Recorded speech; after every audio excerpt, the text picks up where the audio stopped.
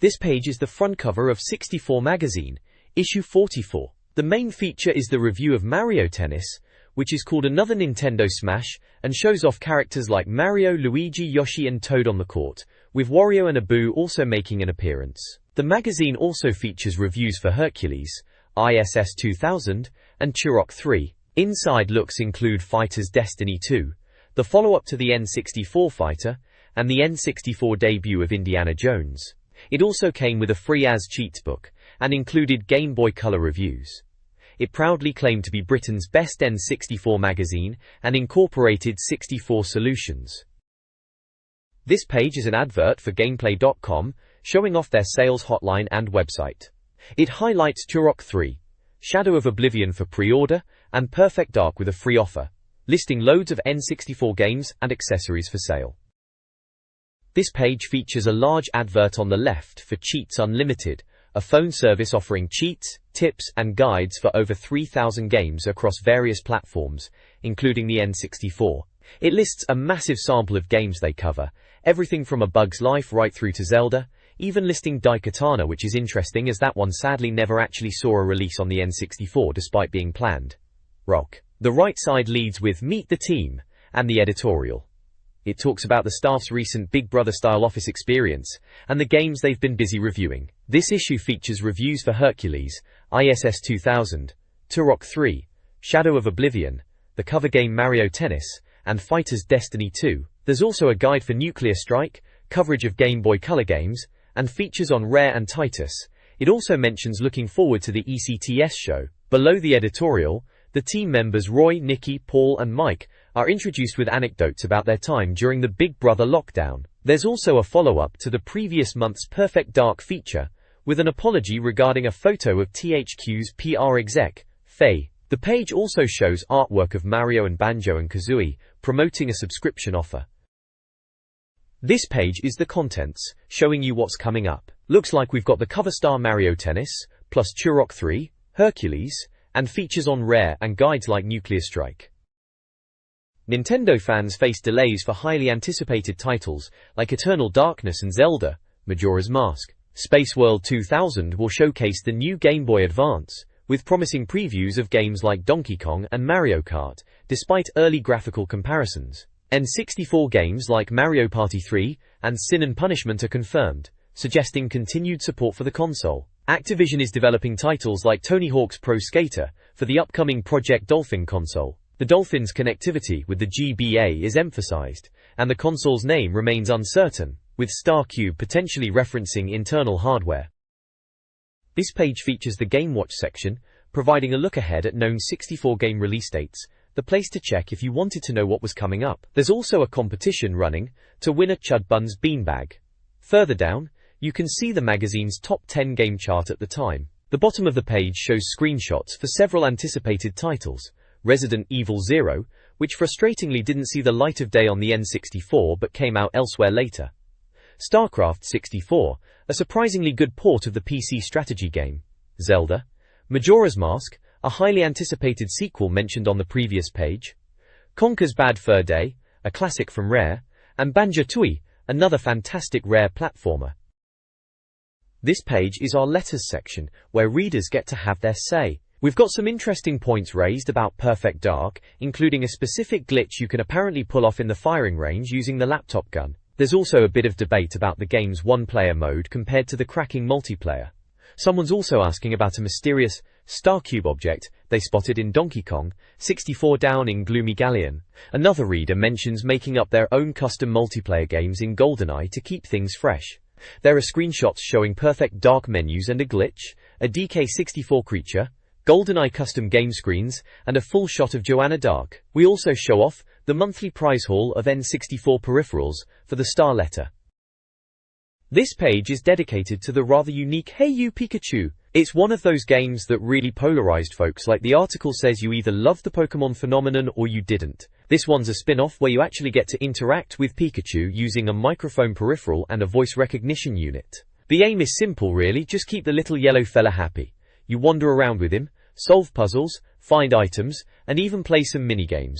Pikachu's mood changes depending on how you treat him, so you've got to be careful what you say and do. The game came out in Japan back in '98 and was a big hit, so it was pretty exciting waiting for it to finally turn up in the US and hopefully the UK around the end of the year. It's basically a virtual pet game, but the voice interaction was definitely a novel idea for the N64. The page also lists previews for Stunt Racer 64, Indiana Jones and the Infernal Machine, and Banjo-Tooie, which are coming up next. This preview focuses on 3 upcoming N64 titles. Stunt Racer 64, scheduled for a September US and November UK release, features a vehicle modification system, 12 tracks, and expansion pack support. Banjo-Tooie, a sequel to Banjo-Kazooie, is confirmed for a Christmas 2000 release, with camera and character improvements, transformations, and separate missions for Banjo and Kazooie. Indiana Jones and the Infernal Machine tasks Indy with finding Tower of Babel parts before the Soviets, utilizing his whip, pistol, and bazooka across diverse locations. Factor 5 is developing the N64 version. A Dreamcast magazine advertisement is also present. This page is a feature exploring the N64 game Hercules, The Legendary Journeys. It details the magazine's trip to Titus in France to get handsome with the game, and includes an interview with producer Corinne Cohen. She confirms the game runs on a new engine developed by Player One, and that they worked closely with Universal to use actor likenesses, stating the game should last around 20 hours. The page shows screenshots featuring enemies like a Minotaur, concept art for a dragon, and photos of the team at the studio, and humorously taking a cardboard Hercules cutout on a tour of Paris landmarks. This page continues the feature on the Hercules, The Legendary Journeys game, highlighting the development process at Player One. The main focus here is an interview with Holly Herzl, president of Player One, the team behind the game. Holly talks about the development, confirming Zelda 64 was a big influence on the game's design. He explains the storyline took about 2 months, and involved researching the TV series. He mentions they are particularly proud of the boss characters, naming the Cyclops, Minotaurs, Arachimeyas, and the Titan Nemesis. Due to time constraints, they couldn't include in-game movies, but used storytelling parchments instead. He clarifies they didn't get direct input from actor Kevin Sorbo but worked closely with Universal to keep the game true to the series. The interview also covers Holly's personal gaming tastes, stating Zelda 64 is his favorite N64 game. He discusses other games he enjoys, like Counter-Strike and Diablo 2, and shares his opinions on fighting games, disliking clones like King of Fighters but appreciating titles like Samurai Shodown. He also gives advice for getting into the games industry. Visually, the page includes character concept art, showing sketches for creatures like a Minotaur and a Centaur, along with Hercules and a Golem. There are also in-game screenshots, depicting snowy environments and combat scenes. Photos from the magazine's trip to France are included, showing landmarks like French McDonald's and the unique office setup at the studio. This page features a look at the IMAX 3D experience, specifically focusing on the movie Cyberworld. It talks about how big the screen is, and how the seats are arranged for a great view, which is pretty impressive. The article highlights the special 3D glasses you get, saying they're much better than the old cardboard ones. It also gives a list of places around the UK where you could go and see this Cyberworld film. There's even a bit about the movie's story, mentioning computer bugs called Buzzed, Frazzled, and Wired causing trouble for the synthetic hostess, PHIG, in a futuristic museum. Visually, you get to see some of the characters from the movie, and a photo of the outside of the London IMAX cinema. This page continues to look at the IMAX experience, highlighting several short films and animated features shown in the format. It covers DreamWorks' Ants, mentioning its plot and how it looks on the big IMAX screen. There's a piece on the Pet Shop Boys video Liberation, detailing how it was adapted and re-rendered for Cyberworld. It also features Joe Fly and Sanchez, describing the insect's eye view and the impressive 3D effects, like the scarab appearing right in front of you. Monkey Brain Sushi is discussed as a surreal journey created for a conference. Kraken, Adventure of Future Ocean is presented, detailing the creatures and setting based on paleontology. Finally, Homer 3 is mentioned, the part of a Simpsons Halloween special where Homer and Bart venture into a 3D world, noting how impressive it is to see them on the big screen. The page concludes with a brief history of IMAX, from its founding in 1967, highlighting key moments like the first permanent theater, and the arrival of IMAX 3D, and noting the current global reach and future expansion. This page is a cracking feature diving into the history of rare, titled A Very Rare Breed. It asks who makes the best N64 games, immediately pointing to Rare and promising a look into their past. It talks about their origins, how they started as Ultimate Play, the game making hits for older computers like the Spectrum and Commodore 64, before becoming Rare and focusing on Nintendo consoles, specifically starting with the NES. The article highlights the sheer volume of games they put out on the NES, covering everything from well-known franchises like Battletoads, shown in a screenshot, and RC Pro-Am, also pictured, to a massive list of licensed games like Jeopardy and Wheel of Fortune, and even some weirder ones like Taboo, The Sixth Sense. There are screenshots of various NES titles like Narc, Slalom, and Cobra Triangle, showing the variety of genres they tackled. It also features a photo of the founders, the Stamper brothers, who were the driving force behind the company's success. It's a great look back at where the N64 legends came from. This article chronicles Rare's evolution from the Game Boy era through the Nintendo 64. On Game Boy they developed titles like Conker's Pocket Tales and the groundbreaking Donkey Kong Land series. On the SNES, they created Battletoads and the critically acclaimed Donkey Kong Country, praised for its innovative pre-rendered graphics and commercial success. The N64 saw Rare become a major developer, delivering hits like GoldenEye 007, Perfect Dark, Banjo-Kazooie, and Diddy Kong Racing, solidifying their reputation across multiple genres. Their N64 lineup also included Donkey Kong 64, Jet Force Gemini, and Killer Instinct Gold. The piece concludes with a glimpse at their continued work on the N64, Game Boy Color, and their involvement with the upcoming GameCube, cementing Rare's dominance during this period. This page is an advert for the new P2 magazine, promoting the upcoming launch of Sony's PlayStation 2 console and the first issue of the magazine arriving in September 2000. This page is dedicated to reviews, showcasing a mix of N64 titles. The main focus is on Mario Tennis, highlighting the return of the famous plumber and friends to the court. You've also got reviews for football title ISS 2000, Turok 3, Shadow of Oblivion continuing the dinosaur hunting saga, Disney's Hercules, The Legendary Journeys, and the fighting game Fighters Destiny 2. The page also explains how the magazine's review system works, detailing what the scores and category ratings mean, from the info boxes about game features to the overall score breakdown. This page focuses on the full review of International Superstar Soccer 2000 on the N64. Konami's ISS series is hailed as being consistently brilliant on the console, with this being their third go. The big question is whether they've added enough to make it a necessary purchase, especially after the previous solid entries. The review praises the game's ability to replicate real football, calling it the closest thing on a console at the time.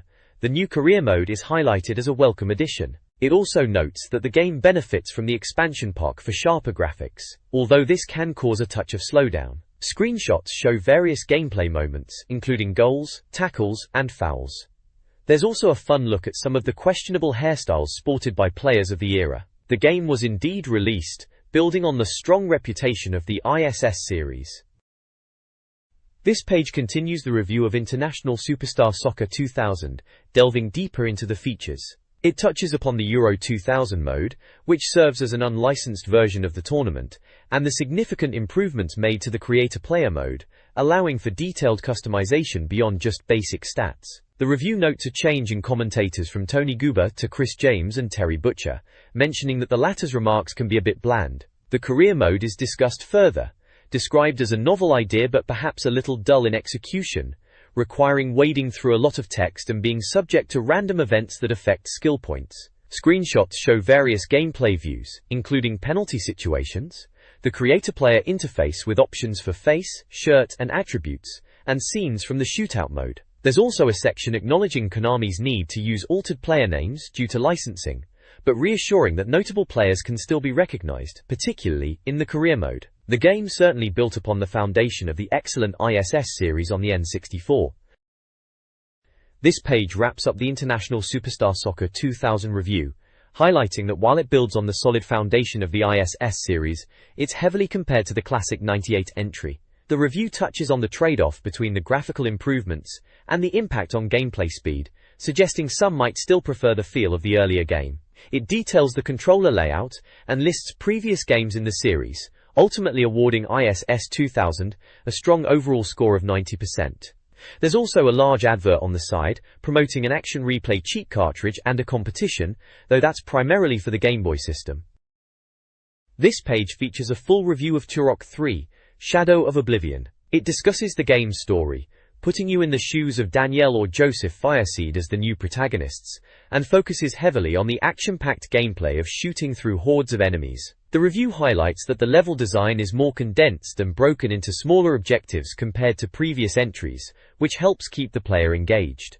It praises the variety in environments, shifting from streets to sewers, and even a train sequence. The split infinitive section points out that dying doesn't set you back significantly, which is seen as a positive. Screenshots show off various in-game environments and some of the mutant creatures you'll encounter. There's a summary box detailing players, expansion pack, Rumble Pack support, and release information, along with a £64,000 question listing the pros and cons, including involving gameplay and first-class carnage, but also some frustrating sections and lingering issues from the last two games. The review gives the overall verdict that it's a definite improvement on Turok 2. This page continues the review of Turok 3, Shadow of Oblivion. It highlights the different gameplay styles based on the character you choose. Joseph has useful night vision goggles for sneaking, while Danielle uses an energy grappling hook to reach different areas. This means tackling objectives in unique ways, and adds replay value. The review also delves into the weaponry, noting the satisfaction of using the guns, and pointing out character-specific weapons like Danielle's bizarre cerebral bore, which lets you see through an enemy's eyes briefly after hitting them. The signature Turok gore returns, allowing for graphic dismemberment. However, the review does mention frustrations, particularly the platforming and jumping segments, which can be unforgiving, a long-standing issue with the series. Some timed objectives are also noted as being confusing without clear direction. The page also introduces the game's story premise, setting up the new protagonists, Danielle and Joseph Fireseed, and their quest following the events around Joshua. Visuals include striking character art, and several screenshots showing the diverse environments like subway trains and indoor levels, showcasing the different perspectives and action. This page continues the Turok 3, Shadow of Oblivion review, focusing on specific levels and gameplay elements. The Under Siege section describes the challenging train sequence filled with monsters. The review notes the game's difficulty can be uneven, often feeling more tricky than simply hard, with bosses sometimes proving difficult to crack despite having clear weak spots. The weapons section revisits the arsenal, highlighting some less effective options while praising the cerebral possessor for its unique mind control ability. Multiplayer is covered under non-celebrity deathmatch, detailing the various modes available for competitive play against friends and bots. A memorable boss encounter against Ziphias, a one-eyed creature with tricky attacks, is described, culminating in an escape via a yellow submarine. The review concludes that Turok 3 is an improvement on its predecessor, but doesn't quite reach the heights of games like GoldenEye or Resident Evil, though it's a worthwhile purchase for fans of the series who enjoy plenty of gore. The overall score awarded is a solid 92%, with the final soundbite declaring, "Third time seems lucky, alright." Hercules, The Legendary Journeys for the Nintendo 64, an RPG adventure developed by Player One and published by Titus in 2000, blends 3D platforming and RPG elements. Players control Hercules, battling Ars, and exploring a large map, fighting enemies, and gathering items. The game features the Scribe, a save point character. The review praises the game's interesting challenges and exploration, but criticizes the frustrating controls, especially jump mechanics, and repetitive gameplay. Screenshots show varied environments, including combat and village scenes, and the user interface. The need for a rumble pack to save is noted. Overall, the game offers variety, but the controls present a significant challenge. Pack to save is noted. This page continues the review of Hercules, The Legendary Journeys. The write-up touches on the game's variety, noting the different environments and puzzles, and how switching between characters like Hercules and Iolaus, his blonde buddy, adds interest, with Iolaus having unique abilities like climbing. The review reiterates some frustrations, particularly with combat, and the lack of clear direction leading to guesswork. Screenshots show various scenes including combat, dialogue, and different locations like snowy areas and beaches. There's also a look at the game's other buddy, Serena, who's part horse and uses a bow. The page includes a breakdown of the controls, alternative games like Banjo-Kazooie and The Legend of Zelda, and a graphical rating for graphics, audio, gameplay, and challenge. A helpful things to do in Trachis' section provides a walkthrough for a specific quest involving a cookbook and a cyclops. The game receives an overall score of 80% with a soundbite stating, "It's all Greek to us." Finally, a second opinion from Roy Kimber gives the game the same rating, calling it pretty good despite not being in the same league as Zelda, suggesting fans of the TV series should check it out. The next page is all about Mario Tennis, another cracker from Camelot, after the success of Mario Golf. This one really nails the arcade tennis feel, sacrificing a bit of realism for sheer fun, especially when you get 4 players going. The review highlights how addictive it is, and praises the fast-paced action in multiplayer. It touches on the power shots you can pull off, which are more about timing than realistic physics, and how simple the controls are despite the variety of shots. The page also shows off the roster, featuring not just the usual suspects like Mario and Luigi, but also introducing Waluigi, who's noted for being quite lanky but quick. There are different modes beyond standard tennis, including practice drills against piranha plants, a ring game court, and a tilting court over lava, which sounds like typical Bowser mischief with power-ups flying about. The side panels give the rundown on details like the multiplayer support, Rumble Pack compatibility, and generally positive feedback, tagging it as a sizzler. It definitely delivered on fun, back in the day. This page continues the look at Mario Tennis, getting into the full review of the game. It really highlights the brilliant 4-player action, calling it one of the best party games on the system. The review praises the game's presentation, attention to detail, and especially the fantastic replay feature Afterpoints. It mentions the sheer amount of content with different game modes, including bizarre hybrid rules, and the wealth of characters to unlock, noting the code entry screen for extras. Screenshots show off the gameplay, different court types including themed ones, power shots, and the replay camera angles. It also introduces some of the new faces like Waluigi, and the unusual pink character Catherine.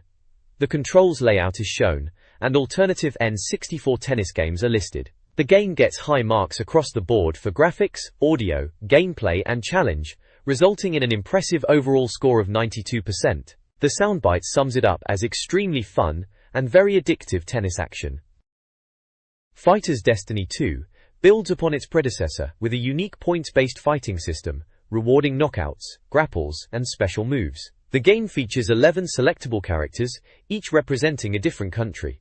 The combat engine is solid, emphasizing a counter system. A new Fighters Arena mode adds strategic depth, resembling a board game with duels and challenges. The review praises the game's fluidity, character roster, and the arena's longevity, as well as the depth of moves. However, it criticizes the fuzzy graphics and weak audio. The game utilizes the controller pack to save hidden characters and arena progress. Despite its graphical flaws, Fighters Destiny 2 expands on the original's mechanics with added depth. This page covers the Fighters Destiny 2 review following on from the previous page. The game scores a respectable 78% overall. The review highlights the unique Fighters Arena board game mode, and shows screenshots of characters like Cherry, Master, Fabian, Pierre, and Saiki, detailing how challenges like Rodeo or Fastest work. It mentions critiques about the graphics and audio but praises the core gameplay and challenge, noting it builds well on the original Fighters Destiny from Ocean. A control diagram for the N64 pad is shown, along with a second opinion review. The page also features a large section introducing content from Total Game Boy Color magazine, explaining that news and reviews for Game Boy Color titles like Turok 3, Cool Bricks, and Alfred's Adventure will now be included in 64 magazine, featuring GBC screenshots and consoles. This page continues with the handheld focus introduced previously, diving into Game Boy news and a Game Boy Color review. Developers are apparently really keen on the upcoming Game Boy Advance, with talk of Namco possibly bringing Tekken over and Konami planning several titles including a Silent Hill game, although the backgrounds would be 2D compared to the PlayStation version shown. The Game Boy Advance itself is highlighted, with its graphics claimed to be better than the old SNES, and even a Kirby game using tilt control is mentioned. The page then reviews Turok 3, Shadow of Oblivion, for the Game Boy Color. This version, published by Acclaim and developed by Bit Managers, is described as a simplified no-thrills take compared to the N64 game, stripped of the Doom-style mayhem it was known for. The magazine found it to be a poorly conceived platform game with unimpressive graphics, despite having plenty of weapons. It includes sections like a Jurassic Park-inspired part. The review gives it an overall score of 50%, noting the audio is dull and repetitive compared to the N64 version. This article reviews two Game Boy Color games. Cool Bricks, a take on Arkanoid, is highly praised. Players use a bat to break bricks, collect power-ups, and battle enemies. The magazine finds it incredibly enjoyable, awarding it a 90% score. Golden Glory. The Road to El Dorado, a platformer based on the animated film, receives a less enthusiastic review. Players control Tulio or Miguel, searching for map pieces. The game offers straightforward gameplay with easy controls but is considered uninspired and lacking in challenge. It's enjoyable initially, but lacks variety. It received a 69% score, deemed an average platformer. The next page continues with Game Boy Color reviews. First up is Alfred's Adventure, a platformer where you play as a chicken named Alfred trying to save Billy Egg from dastardly mesa chickens. The review mentions you'll be jumping, diving and pecking your way through 11 levels, bursting balloons along the way. It highlights the juicy graphics, especially for a handheld game, and suggests it's perhaps aimed at a younger gamer due to the moderate difficulty. The screenshots show bright, colorful platforming stages with various enemies and level layouts. It scores a solid 80% overall, with the soundbite calling it finger-licking good fun. Alongside that is a review for Magical Drop, a puzzle game in the vein of Tetris. Here, the aim is to grab colored balloons from the top of the screen and match them in vertical lines of 3 or more to make them pop, causing more to drop down. You can choose from different characters, though the review notes the manual doesn't fully explain their traits. The graphics are described as fast and colorful. While enjoyable for a while, the review feels it doesn't maintain interest for too long, essentially being a standard puzzle game. The screenshots display the balloon grid, character selection screen, and the game's title screen. Magical Drop receives an overall score of 68%, with the soundbite summing it up as balloons burst, points scored, job done. This page features a review for O'Leary Manager 2000 on the Nintendo 64. It's a football management sim that lets you step into the shoes of a manager handling tactics, transfers and training. But it also gives you the option to play the matches yourself, either as a player or in an arcade mode. The review highlights that you can focus purely on management or get handsome with the gameplay, which is described as feeling quite classic, perhaps reminiscent of older football games like Sensible Soccer. It mentions that the game can be a bit easy, unless you ramp up the CPU difficulty. The graphics are straightforward, showing a top-down view of the pitch during matches, perfect for this type of game. One downside noted is the sound, which isn't particularly impressive. Despite the audio and potential initial ease, the game is praised for offering a solid football experience with plenty of options. Published by Ubisoft and developed by Live Media, it lands an impressive overall score of 90%, with the soundbite saying it offers all the excitement of football in the palm of your hand. There are also several adverts on the page, including chat lines and game cheat services.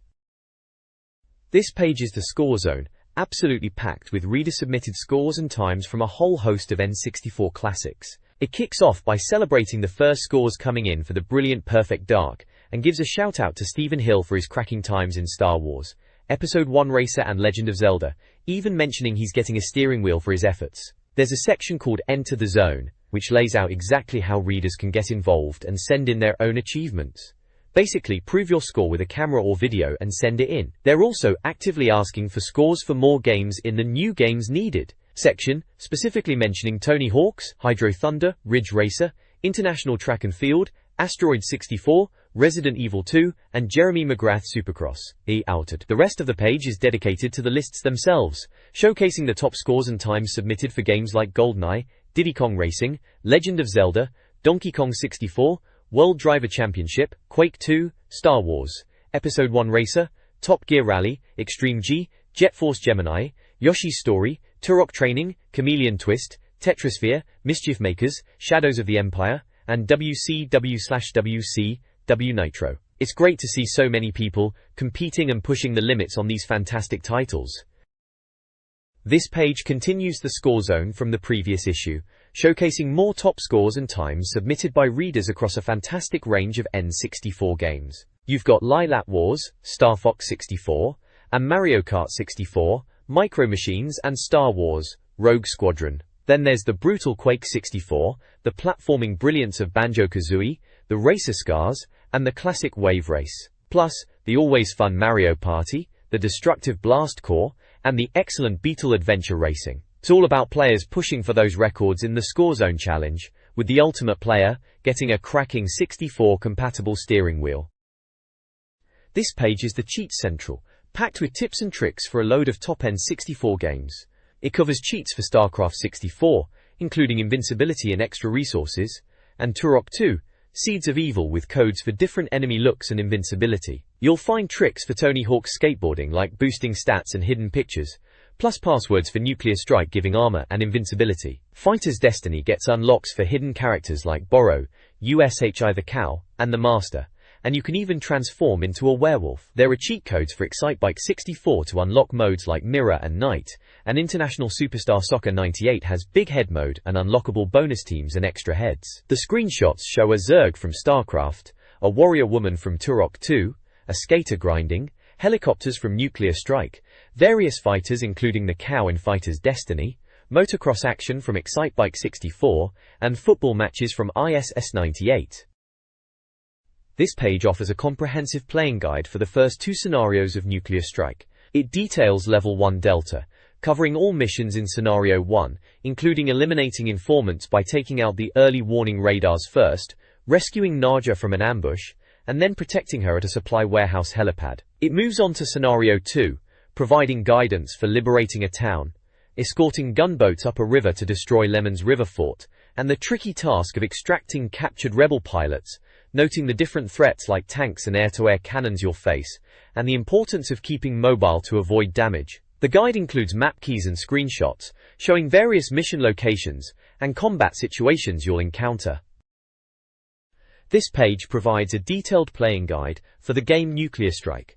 It covers the remaining missions in Level 1, specifically Scenario 3, which tasks you with capturing Lemon's generals from fortified villages, destroying a jungle fortress by guiding Naja inside, and intercepting Lemon's convoy transporting warheads, highlighting the need to take out the cargo trucks. The guide then moves on to Level 2 Island, covering all missions in Scenario 1. This involves contacting Cash Harding, which requires finding a treasure crate as a bribe, and stopping ASAT missiles being launched from a stranded warship, a submarine, and a bunker, stressing the urgency of destroying them before they launch. The page includes helpful map keys for both scenarios and several screenshots, showing mission objectives and locations within the game world.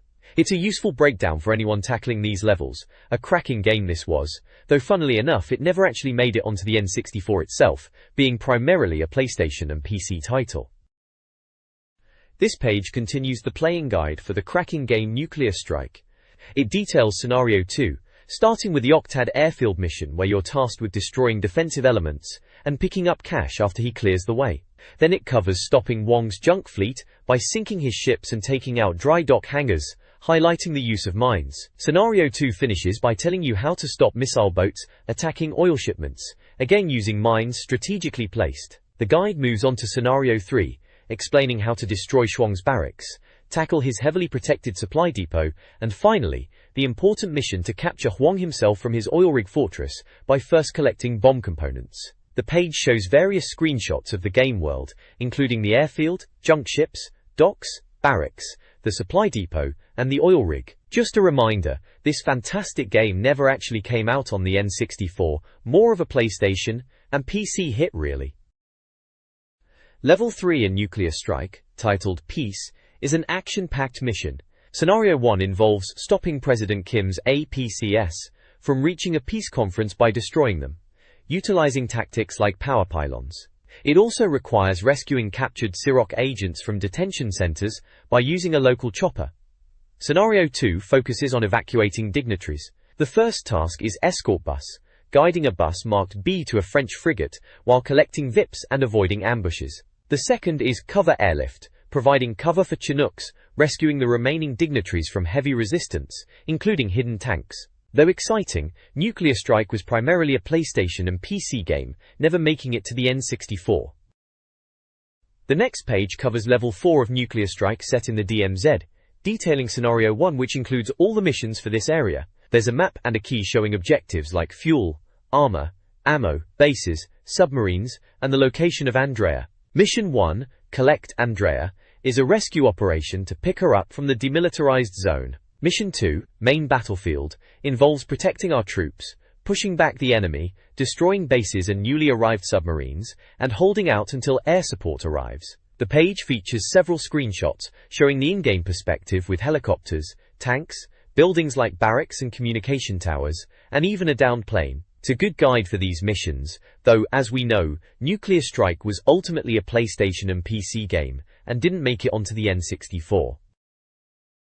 This page delves into Level 5, the Fortress, of Nuclear Strike, covering both Scenario 1 and Scenario 2.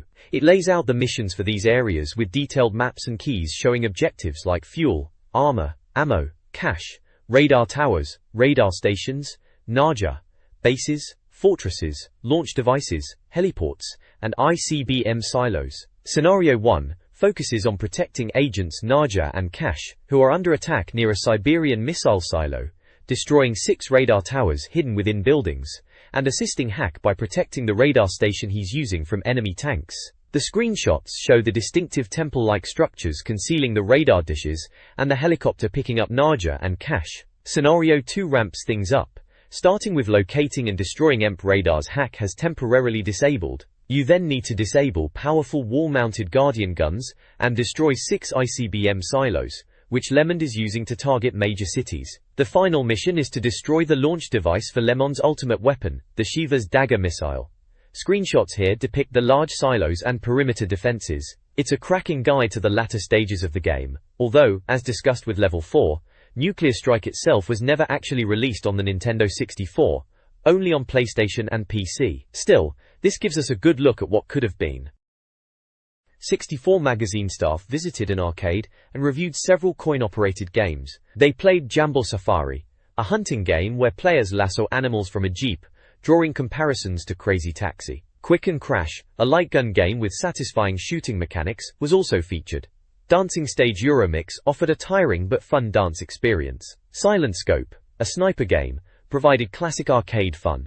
Finally, Star Wars Pod Racer, a racing game based on Episode 1, was praised for its immersive environment. The article includes screenshots of the games and a list of Sega Park locations. While not N64 games, it offers a glimpse into popular arcade experiences. This page kicks off the Not Nintendo section of the magazine, where the team looks at all sorts of cool stuff that isn't related to the N64 console itself. Featured here are things like the film Go, merchandise such as a Bagpuss beanie and a Homer Simpson inflatable clock, collectible Movie Maniacs figures and Star Wars trading cards, plus gadgets like a Starball basketball and a Soft Air Desert Eagle BB gun. It's a look at interesting items outside the world of Nintendo 64 games. This page continues the Not Nintendo section, showcasing a variety of items beyond the N64, including toys like the Skyball and Elec Frisbee, alongside graphic novels covering Star Wars and Batman stories, plus that daft singing fish, Big Mouth Billy Bass. This page details subscription offers for 64 magazine and special deals on their N64 strategy guides and books. It lists various guides for titles such as Turok 2, Banjo-Kazooie, Zelda 64, Lilat Wars, and Donkey Kong 64, plus collective volumes. There's also a mega deal option offering a subscription with a choice of game, including F-Zero X, Mario Kart, GoldenEye, 1080 Degrees Snowboarding, F1 World Grand Prix 2, or Banjo-Kazooie, or specific books. You can also order back issues. This page is the Nindex, which is the magazine's complete guide to every N64 game they've reviewed, presented in a handy format for comparison. It lists games with details on player count, peripheral support like the Rumble Pack and Expansion Pack, the issue the game was reviewed in, the score it received, and a brief comment. There's a key explaining all the symbols used, including whether a game is available in the UK. The page also includes a breakdown of game genres covered and highlights scoring tiers, with games hitting 90% and above getting a 64 Sizzler tag, and those 95% and above earning the Gold Medal award. Prominently featured is Link from The Legend of Zelda, and there's our top 10 list showcasing games like Perfect Dark, StarCraft 64, GoldenEye The Legend of Zelda, Ocarina of Time, and Tony Hawk's Pro Skater with small screenshots. This page continues the comprehensive Nindex listing all the games reviewed by the magazine, adding more entries to the database. It also breaks down the best games into specific categories, showcasing the top 5 in shoot-em-ups, fighting games, adventure games, platform games, and 4-player games, each with scores and a screenshot. Additionally, there's a Test of Time section where they revisit games like Daikatana, Ridge Racer 64, and Tony Hawk's Skateboarding, giving them a new score based on how they hold up years later. This page provides an overview of N64 games, featuring scores, review details and comments. It includes 64 top lists for various genres. Top racing games are F1 World Grand Prix, Ridge Racer 64, and Micro Machines. Party/puzzle highlights include Buster Move 2 and 3DX. Is 98 tops the sports category. StarCraft 64 leads the strategy/simulation games. The page also highlights 64 Magazine's most wanted games, including the upcoming Donald Duck game, Conker's Bad Fur Day, Resident Evil 0, ultimately released on GameCube, Zelda, Majora's Mask, and StarCraft 64. Finally, the site lists the 64 top bad games, with Carmageddon receiving a 0% score, and other low-scoring games like Clay Fighter and Superman also featured. This page features the wrestling legends Stone Cold Steve Austin, The Undertaker, and The Rock, front and center, highlighting the massive excitement for WWF No Mercy. The review calls it the best wrestling game they've seen so far, which was big news back then. The next issue promises extensive coverage of ECTS 2000, teasing previews of loads of anticipated titles, including Banjo-Tooie, The World Is Not Enough, Conker's Bad Fur Day, and the much-hyped Resident Evil 0, which sadly never made it to the N64 in the end. You can also find lists of N64 game and hardware prices and details on a free gift offer that included N64 items like Turok, Rage Wars,